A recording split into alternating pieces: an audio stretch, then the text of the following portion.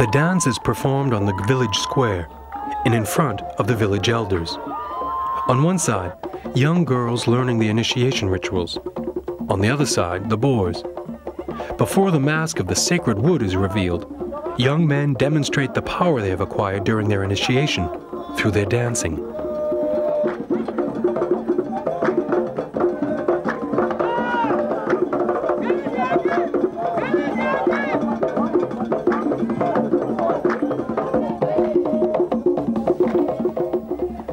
Throughout Black Africa, memories of the past are passed on orally from generation to generation by specialists called griots.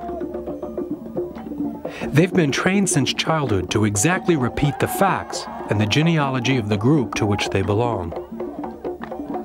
Unlike Black kingdoms in the north, chronicled by Moroccan Almoravides, no written records of life in the Ivory Coast exist before the first contacts with Europeans in the 15th century. We know little of previous generations. But the oral tradition of most of the ethnic groups living in the forests of the Ivory Coast allude to their ancestors, to old settlers, and even to spirits who once possessed the land. Described as short brown or red men, the first settlers in the Ivory Coast before the arrival of the Muslim Almoravides. These could be Pygmies, the first Saharan peoples to migrate ahead of the advancing sand in the 5th century BC, and the first inhabitants of the Ivory Coast before the arrival of the Almoravides, when the country presented no ethnic unity, but was rather a heterogeneous group of populations come from Mali and Guinea.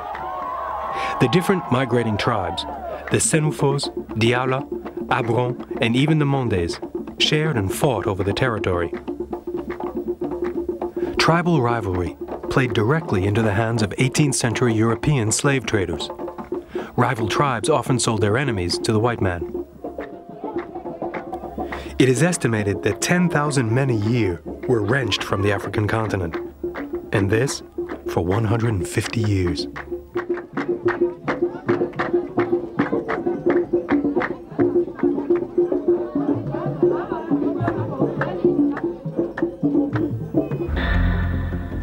A 1983 decree established Yamoussoukro as the political capital of the Ivory Coast.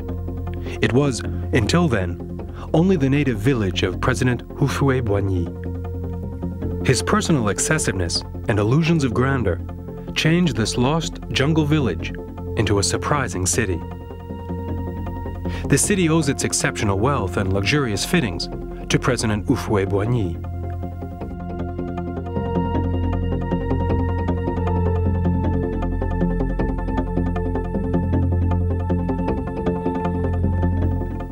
The Presidential Hotel, for example, has a panoramic view overlooking the city and boasts an enormous park and golf course. As the city grew in the 1970s, the president established his personal residence here and built villas for his family and guests. He then envisioned a city laid out in perfect quadrants. Artificial lakes were dug, trees were planted, and his dream took on a touch of paradise.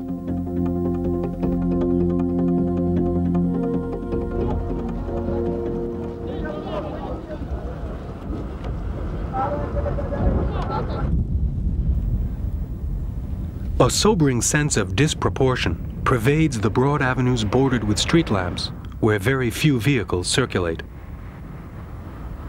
Like Brasilia and Las Vegas, Yamoussoukro is a city that rose from nowhere, where it was least expected. Built in response to no human, natural, or economic need, it is the purely delirious creation of a man intent on imposing his will on an epoch. And for this reason alone, Yamoussoukro is a necessary stop in any visit to the Ivory Coast.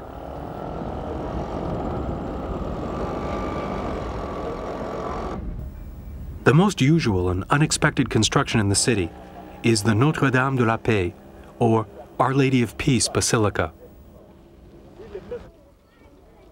Built in the northwestern suburb by the Bouaké Road, the basilica and its impressive dome is a replica of St. Peter's Basilica in Rome.